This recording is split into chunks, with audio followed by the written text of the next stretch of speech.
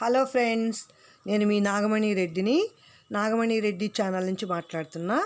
నా ఛానల్ మీరు కొత్తగా చూస్తూ ఉంటే సబ్స్క్రైబ్ చేసుకోండి ఫ్రెండ్స్. నేను వాట్సాప్లో పంపించినప్పుడు ఇలా వస్తుంది కదా, మీకు ఆ బ్లూ కలర్ లైన్ మీద టచ్ చేసి ఇలా గంట సింబల్ దగ్గర క్లిక్ చేసేసుకోండి, సబ్స్క్రైబ్డ్ అయిపోతుంది. ఇప్పుడు మనం కట్టె పొంగల్ చేసుకుందామండి. కట్టె పొంగల్ చేయాలంటే ముందుగా మనము ఇది కుక్కర్లో ఉడికించుకోవాలి. ఈ కుక్కర్లో ఉడికించేటప్పుడు చూడండి, పెసరపప్పుని మనము ఒక గిద్ద తీసుకున్నాం, బియ్యం కూడా గిద్ద తీసుకున్నాం. అంటే మనం బియ్యాన్ని ఈ పప్పుని అలాగే మిరియాలని కుక్కర్లో ఉడికించుకోవాలి.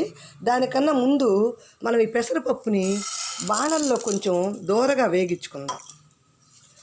దోరగా వేగించుకుని అప్పుడు అలాగే బియ్యాన్ని మనం కుక్కర్లో పోసుకొని అలాగే మిరియాలు కూడా వేసుకొని అవి ఈ పప్పు కలిపి శుభ్రంగా కడిగి 2-3 సార్లు కడిగిన తర్వాత కుక్కర్లో మనము వాటర్ కూడానండి డబల్ పోసుకోవాలి. అంటే మనం అన్నం వండుకోవడానికి 1కి 2 పోసుకుంటాం, కానీ పప్పు పొంగల్ చేయాలంటే 1కి 3 పోసుకోవాలన్నమాట. ఇలా 3 పోసినప్పుడు ఏమవుతుందంటే కొంచెం మనకి మెత్తగా వస్తుంది. దీన్ని కట్టె పొంగలి అంటారు, పప్పు పొంగలి అంటారు. ఒక్కొక్క ప్రదేశాల్లో ఒక్కొక్క పేరు పిలుస్తుంటారు. మేము మాత్రం దీన్ని కట్టె పొంగలని అంటాం ఈ సైడు. కొంతమంది నెల్లూరు సైడ్ వాళ్ళు పప్పు పొంగలి అంటారు. ఇది దోరగా వేగుతున్నాయండి, కొంచెం పచ్చివాసన లేకుండా దోరగా వేగినప్పుడు అండి మనకి పప్పు పొంగల్ కూడా చాలా రుచిగా ఉంటుంది. దీనికి ఇంకా పప్పు పొంగలి అంటే కంపల్సరీ నెయ్యి ఉండాలి. అలాగే అల్లము, తర్వాత పచ్చిమిరపకాయలు, ఉల్లిపాయలు ఇవన్నీ నెయ్యిలో తిరగమాత వేసుకొని మిరియాల పొడి ఇవన్నీ కలిపి తర్వాత తిరగమాత పెడతాం. ముందు దోరగా వేగాక ఇవన్నీ మనం దానిలో వేసేసుకొని శుభ్రంగా కడిగి ఇప్పుడు ఈ 2 గ్లాసులకి 5 గ్లాసులు నీళ్లు పోస్తాం. అంటే అదొక గ్లాసు ఇదొక గ్లాసు ఉంది కదండి. ఈ జనరల్గా డబల్ పోస్తాము 4 గ్లాసులు, కానీ కొంచెం మెత్తగా ఉండాలి అనుకున్న వాళ్ళు 5 పోసుకోవాలి. లేదు కొంతమంది పొడిగా ఇష్టం ఉన్న వాళ్ళు 4 పోసుకోండి. తర్వాత నేను మళ్ళీ వండినాక పప్పు పొంగల్ కంప్లీట్ అయ్యాక దాన్ని మళ్ళీ మనం తర్వాత తిరగమాత పెట్టుకునేటప్పుడు ఏమేమి చేయాలో తర్వాత చూద్దాం. ఇదిగోండి, నేను 3 విజిల్స్ వచ్చిందాకా కుక్కర్లో ఉడికించాను. ఆ అన్నం ఉడికిన తర్వాత చూడండి, ఇదిగోండి కొంచెం మెత్తగానే వస్తుంది. నేను ముందుగానే ఉప్పు వెయ్యనండి, ఎందుకంటే అన్నం సరిగా ఉడుకుతుందో లేదన్న భయంతో. ఇప్పుడు ఉప్పు రాళ్ళ ఉప్పే వాడతానని చెప్పాను కదా, రాళ్ళ ఉప్పే వేసేసి చక్కగా కలిపేస్తాం మనం. ఇప్పుడు ఇది ఇంకొంచెం జావ కావాలన్నా కొంచెం నీళ్ళు పోసుకోవచ్చు. లేదు ఇప్పుడు వచ్చినాక కూడా మనకి ఇంకొంచెం కావాలనుకున్నప్పుడు మనం వేడి నీళ్ళు మంచినీళ్ళు తాగడానికి కాసుకుంటున్నామని చెప్పాం కదా, అలాంటి నీళ్ళైనా పోసుకోవచ్చు. కానీ ఇది సరిపోతుందండి. మనం 2 గ్లాసులు వాటికి 5 గ్లాసులు నీళ్లు పోసాను, చక్కగా ఉడికిపోయింది. దీన్ని మనము తిరగమాత పెట్టుకోవాలి. ఇంకా ఉప్పు అంతా చక్కగా కలిసేటట్టు కలిపేసేసాక తిరగమాత పెట్టుకుంటాం. ఇదిగోండి, తిరగమాతకు కూడా నేను అలాగే ఇక్కడ నేను ఏం చేశానంటే బాణలు పెట్టుకొని ఉన్నాను. ఈ బాణల్లో 2 స్పూన్లు నెయ్యి వేయాలండి. జనరల్గా మనము అమ్మో ఒళ్ళు తగ్గాలనుకున్న వాళ్ళు నెయ్యి తినకూడదు అనుకుంటాం కానండి, నన్ను అడిగితే నూనె కన్నా కూడా నెయ్యే మంచిదండి ఆరోగ్యానికి. దానిలో మనిషికి మనకు కావాల్సిన మంచి ఫ్యాటీ యాడ్స్ ఉంటాయి అన్నమాట. కాబట్టి మనము కొవ్వు కూడా మంచి గుడ్ కొలెస్ట్రాల్ వస్తుందన్నమాట. అందుకని నేను ఎప్పుడు కూడా నెయ్యే వాడుతుంటా ఇట్లాంటి వాటికి తిరగమాతకి. ఒక్కసారి నెయ్యి లేదు అనుకున్న వాళ్ళు నూనెతో అయినా వేసుకోండి, కానీ నూనె కాదండి. ఈ కట్టె పొంగల్ చేసుకోవాలి అనుకున్న వాళ్ళు తప్పనిసరిగా నెయ్యే తెచ్చి చేసుకోండి, చాలా బాగుంటుంది. నేను నూనెలు కానీ నెయ్యిలు కానీ తక్కువే వాడతాను కాబట్టి అదిగోండి 2 స్పూన్లు వేసాను. ఇది కరిగిన తర్వాత మనము దానిలో అన్నీ వేసేసుకొని వేగించేసుకుందాం. దీనికోసం నేను దానికోసం ఏం చేశానంటే ఇదిగోండి కొంచెం జీడిపప్పు, అలాగే కరివేపాకు, కొంచెం అల్లం ముక్కలు, పచ్చిమిరపకాయ ముక్కలు ఇవన్నీ కోసి పెట్టుకున్నా. అలాగే వీటిని మనం దీనిలో వేసి దంచుకుందామండి. కొంచెం ఆల్రెడీ మనం దానిలో మిరియాలు వేసాము, కానీ తిరగమాతలో కూడా కొంచెం దంచుకొని పొడి వేసేసుకుంటే కనుక చాలా బాగుంటుంది. ఇలాంటిది కూడా తెచ్చుకోవాలని చెప్పాను కదండి. ఇవి స్టీల్లో వస్తుంటాయి. నేను ఎప్పుడో చాలా రోజుల కిందట కాబట్టి నేనేదో ఎగ్జిబిషన్కి పోయినప్పుడు చక్కెర కనపడితే అది తెచ్చుకున్నా. ఇది ఉంది కదా అనేసి ఇంకోటి కొనలేదు. ఇవన్నీ మనం చక్కగా క్రష్ చేసేసి తిరగమాతలో వేసేసుకుంటాం. నెయ్యి కాగుతూ ఉందండి, అందులో నెయ్యి కండి ఎక్కువ సెగ తగిలిందంటే మాడి పొగలు వచ్చేస్తాయి. అందుకని కొంచెం సిమ్లోనే పెట్టుకోవాలి. ఇదండి కరిగింది. ఈ కరిగినప్పుడు ఒక్కోటి మనం జీలకర్ర అవి కూడా తిరగమాతలో వేసుకోవాలి. కొంచెం నేను శనగపప్పు కూడా వేస్తుంటాను. పచ్చిపప్పు, కొంచెం పచ్చిపప్పు వేసిన తర్వాత కొంచెం జీలకర్ర కూడా వేస్తానండి. అలాగే మనం దంచుకున్న మిరియాల పొడి కూడా వేసుకుందాం.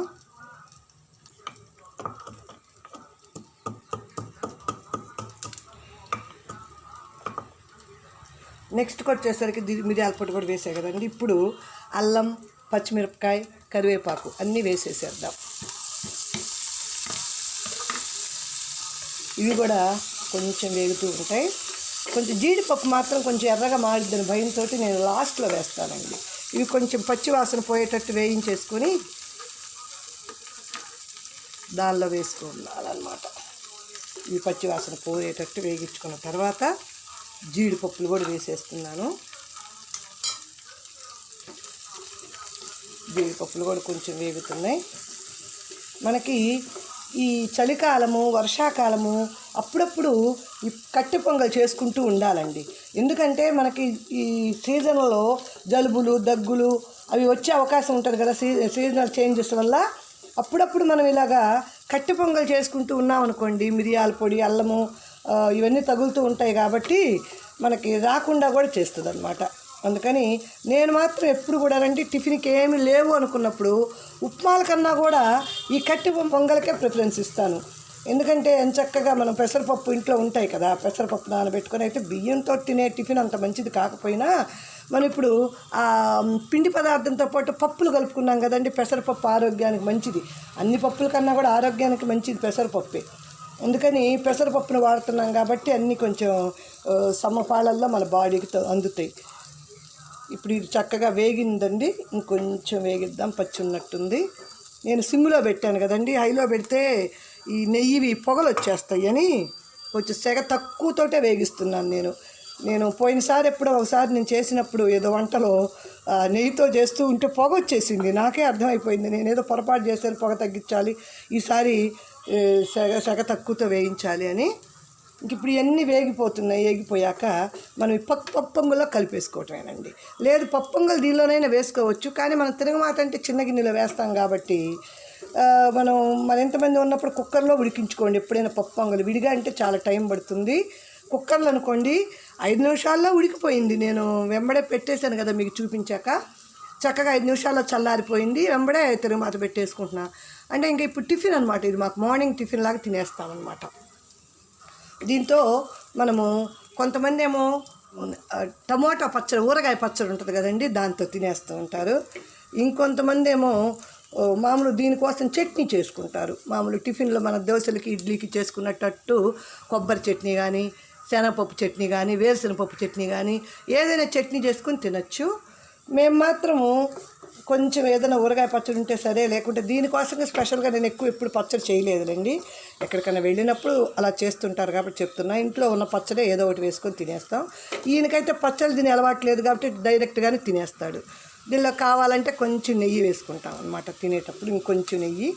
ఇప్పుడు వేగిపోయిందండి. ఇప్పుడు మనం దీన్ని తీసుకొని మనం దీనిలో కలిపేసుకుందాం. ఆల్రెడీ పొంగల్ దీనిలో కలుపుకున్నాం కదా, దీనిలో కలిపేసేస్తే కట్టె పొంగల్ రెడీ అండి. దీన్ని మనం చక్కగా సర్వింగ్ ప్లేట్స్లో తీసుకున్నాక మళ్ళీ చూద్దాం ఎలా ఉందో. ఒకసారి మొత్తం కలిపేస్తున్నాను. కలిపిన తర్వాత ప్లేట్లో పెట్టాక మళ్ళీ మీకు చూపిస్తానండి. కట్టె పొంగల్ రెడీ అయిపోయింది. దీన్ని కొంతమంది పప్పు పొంగలి అంటారు, కొంతమంది కట్టె పొంగలి అంటారు. ఎంత చక్కగా చూడండి, కరివేపాకు చక్కగా కనపడుతుంది, జీడిపప్పు, అలాగే మిరియాలు, అది కొంచెం జీలకర్ర, ఇవన్నీ మన ఆరోగ్యానికి చాలా మంచిదండి. మన డైజెషన్కి కానీ, ఈ సీజనల్ వ్యాధులు రాకుండా ఉండడానికి కానీ తప్పనిసరిగా ప్రతి ఒక్కరూ వారానికి ఒకసారైనా చేసుకోండి ఫ్రెండ్స్. అన్నిటితో పాటు చాలా బాగుంటుంది.